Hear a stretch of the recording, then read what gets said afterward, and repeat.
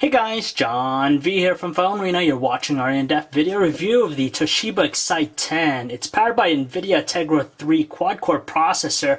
We're going to find out whether or not it could stack up against some of the other offerings such as the ASUS Transformer Prime and the ASUS Transformer Pad 300. This guy's available right now. You can pick it up for $450 for the base 16GB version. So we gotta give some credit to Toshiba for designing a better looking tablet compared to their first offering in the Toshiba Thrive from last year. Now the Excite 10 sports some conventional design cues from other tablets out there. It's fairly streamlined, it has some really nice choice of materials. You have the aluminum back cover, gives it a good amount of strength and durability. We like the pattern it has in the back, it gives it a good amount of grip, and it doesn't feel slick or slippery. As a whole, it's very conventional looking with its overall design approach, but at least it's a lot more favorable looking than the Toshiba Thrive. The Excite features a 10.1-inch WXGA IPS LCD panel, so it's 1280 by 800 pixels. It's pretty much the norm out of most Android tablets, so it's decent enough to make out fine text. Not as awe-inspiring compared to the resolution found with the new iPad and its Retina display, but it's more than decent, as we said. It has a nice, juicy color production thanks to its IPS LCD panel, though in outdoor conditions, it kind of washes out and very difficult to make out. Also, we do notice some bleeding going on with the display towards the edges, top, bottom, sides. It's only present when you're viewing it in complete darkness, and it's only visible with the color black. Above the display, there's a 2-megapixel front-facing camera for self-portraits and video chat.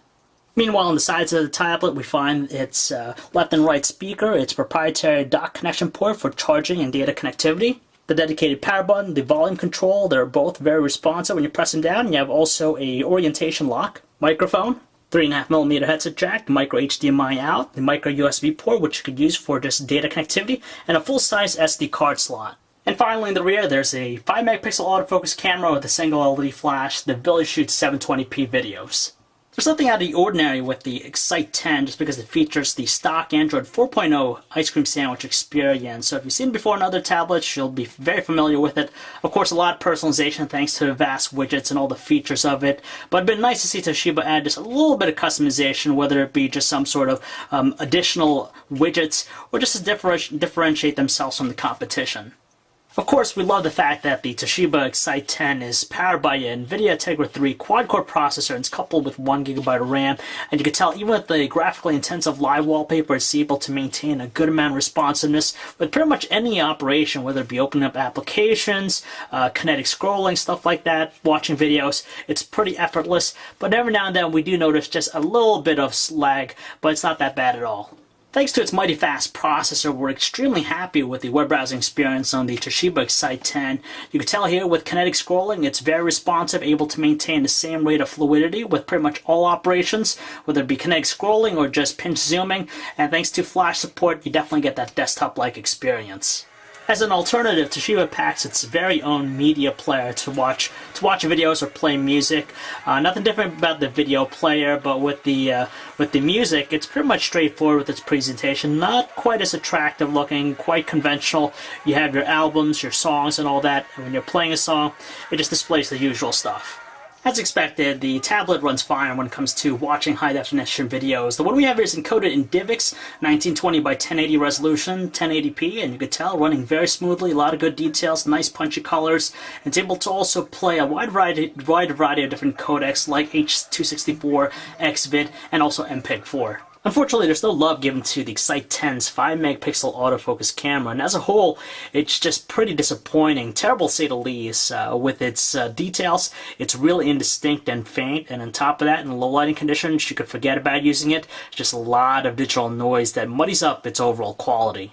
Furthermore, there's nothing to like about the Excite 10's 720p video recording. That's the maximum resolution you can shoot videos. No 1080p with this guy. Now, it does move relatively smooth, but it's, again, lacking in the detail department. Extremely muddy looking. Audio quality is decent, but it just suffers from also sensitive exposure. Wi-Fi connectivity with the tablet is pretty good. We have a wireless router in another room that's 30 feet away, and you can tell it has still a connection to it, and we didn't notice any fluctuation during our time using it. Much like its rivals, we're very happy with the battery life out of the Toshiba Excite 10. Even with its quad-core processor in tow, we're able to get at least 1 day of normal usage out of full charge, which should be more than enough, but if you're a heavy user or power user, just expect to charge it nightly.